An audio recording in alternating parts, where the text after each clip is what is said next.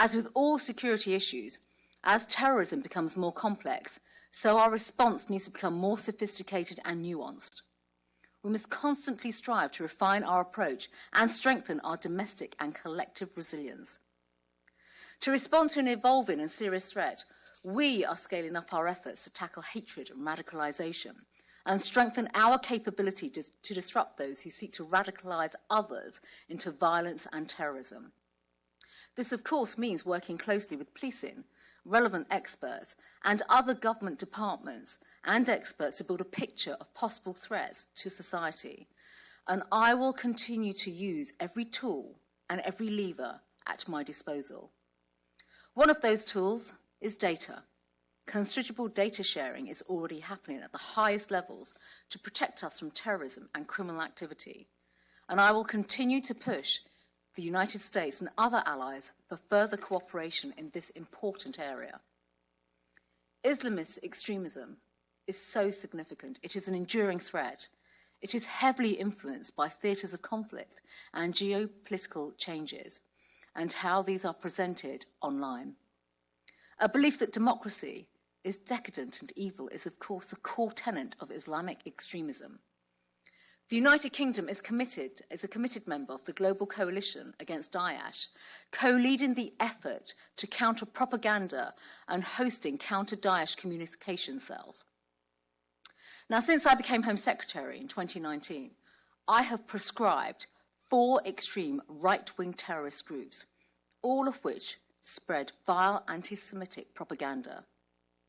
Sikh separatist extremism has also caused considerable tensions in recent years, and while we stoutly defend the freedom of expression, it must always be within the law. We have expanded our disruptions capability to better address those people who seek to radicalise, but who operate, often intentionally, below legal thresholds. We now need to focus on how we can go further to analyse, prevent, and disrupt the spread of high-harm extremist ideologies that can lead to community division and to radicalisation into terrorism, particularly those that radicalise others but deliberately operate below CT thresholds. There are a wide range of offences and powers that can be used to counter the threat from extremism, and we are working to maximise their use.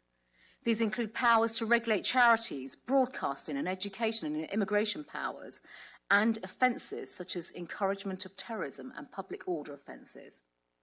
And today, I have laid an order in the United Kingdom Parliament to amend Schedule 2 of the Terrorism Act 2000 to prescribe Hamas in its entirety, including its political wing. Hamas has significant terrorist capability, including access to extensive and sophisticated weaponry, as well as terrorist training facilities, and it has long been involved in significant terrorist violence. But the current listing of Hamas creates an artificial distinction between various parts of that organisation. It is right that that listing is updated to reflect this. This is an important step, especially for the Jewish community. Hamas is fundamentally and rabidly anti-Semitic. Anti-Semitism is an enduring evil which I will never tolerate. Jewish people routinely feel unsafe at school, in the streets, when they worship, in their homes and online. This step will strengthen the case against anyone who waves a Hamas flag in the United Kingdom, an act that is bound to make Jewish people and the community feel unsafe. Anyone who supports or invites support for a proscribed organisation is breaking the law. That now includes Hamas in whatever form it takes. If we tolerate extremism, it will erode the rock of security.